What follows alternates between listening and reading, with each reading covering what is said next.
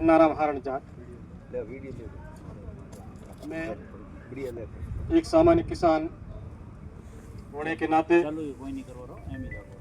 आपके बीच में आया हूं और मुझे आप लोगों ने सर्वसहमति से बोलने का मौका दिया। मैं आपका बहुत बहुत आभारी हूं। आप लोग 19 तारीख से धरने पे बैठे हो। सरकार द्वारा इस धरने का यदि संज्ञान लिया होता तुरंत, तो आप लोगों को घर का काम छोड़कर इस धूप में नहीं बैठना पड़ता। इस टाइम किसी किसान को अपना खेत और अपना काम छोड़कर कहीं दूसरे जगह जाकर बैठने की और रिश्तेदारी में जाकर बैठने की बात टाइम नहीं होता है। आप गांव के नाडी ओरण बचाने के लिए धरने पे बैठे हो। ये सरकार के लिए बड़े सोचने का विषय है और ये सरकार इस विषय में संज्ञान नहीं लेती है तो कहीं न कहीं सरकार इस कार्य में लिप्त है। मैं 100% कहता हूं आपको। तो यदि इस कार्य में सरकार लिप्त नहीं होती तो सरकार का कोई न कोई नुमाइंदा आपके बीच आकर आपसे वार्ता करता। और मेरी जहां तक जानकारी में मैं आपको बताने देना चाहता हूं, जो भी सरपंच, कोई भी सरपंच हो, चाहे मेरे गांव का हो, चाहे दूसरे गांव का हो, कहीं किसी का भी हो, हर महीने पंचायत के स्तर पर ग्राम सभाएं बुलाई जाती है। जो भी नए काम का प्रस्ताव लिया जाता है, सभी वार्डों द्वारा, गांव के मुख्य बुद्धिजीवियों द्वारा वो आम बैठक में प्रस्ताव लिया जाता है। ये धरनावास के लोग ये कहते हैं कि हमें जो काम हुआ हमें वार्ड पंच नहीं, किसी भी जानकारी में नहीं है, किसी को जानकारी में नहीं है। इससे बड़ी धरनावास के लिए दुर्भाग्य की बात नहीं हो सकती है। ये आम जनता किसी अपने निजी काम के लिए नहीं बैठी है। ये नाडी बचाना, ओरण बचाना, गौसर बचाना, तालाब बचाना, ये गांव की एक खूबसूरती होती है। आज कई सदियों से पहले आप देख लो, हर गांव के अंदर कहीं न कहीं कोई नाडी या तालाब मिलेगा।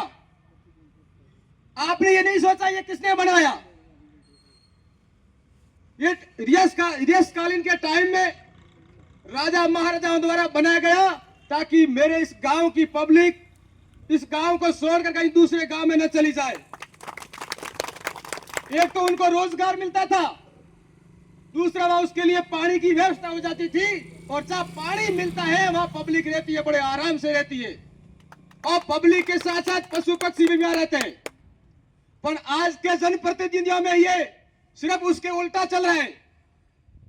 आज के जनप्रतिनिधि या तो ओरण पे कब्जा करते हैं या किसी सूखा तालाब पड़ा उस पे जाके कब्जा कर लेते हैं या किसी नाडी पे कब्जा कर लेते हैं। इससे बड़ा दुर्भाग्य क्या होगा। मेरे कहने का एक ही मतलब है, आज के सोशल मीडिया का टाइम है, तमाम मैं मेरे मीडिया बंधुओं से यह कहना चाहता हूं कि इन धरनावास के आम पब्लिक की आवाज सरकार के नुमाइंदे जो चुपचाप बैठे इस कार्य में जो लिप्त है उनके तक यह आवाज पहुंचाओ।